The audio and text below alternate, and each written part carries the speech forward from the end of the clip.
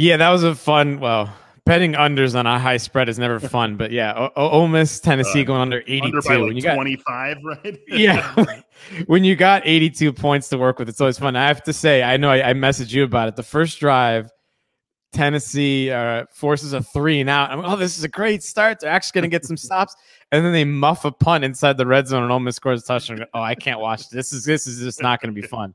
Ended up being a comfortable cover. So here I'm going back to the well this week. Different opponent. LSU's taking on Ole Miss. 75.5 is a different number. I'm a little bit less confident in this one, whereas last week it was just 82 points. I'm taking the under as an automatic. I don't even think about it. Just you're giving me 82, I'll take the under all the time. This is the second highest total of this week. It was like Western Kentucky was the other one. Here's the thing. Ole Miss is only gone over this number twice. LSU's only gone over this number once. So I think you're working with an edge in that way.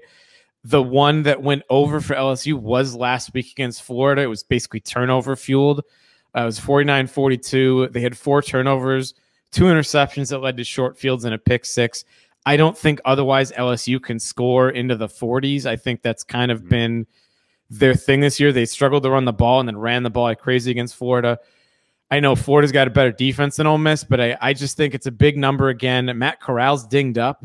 I know it's probably one of those things, where they're saying he might be hurt and he's going to be fine. But even if he plays at 90, 80%, like, okay, that's got to help your total a little bit. Maybe he's more limited in the run just to keep himself healthy.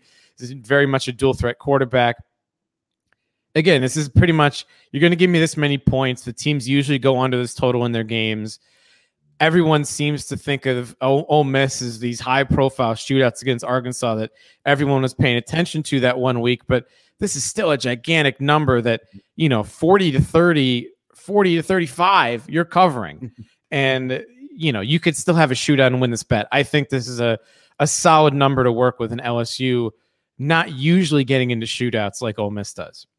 And something you always think about when you get a number up this high is that both teams need to fuel the fire, right? This can't be a one-sided affair. We can't have one team push the over. And you talk about that Arkansas game, right? Man, it was 52-51. That's both teams. Those are 2 very good offenses that were going back and forth with one another. And the offenses clearly took control of that game, really from the jump. And you need that to go over a number like this. You point out the reasons why maybe there's not a whole lot of reason to believe LSU can be the sort of team that plays in a game like that.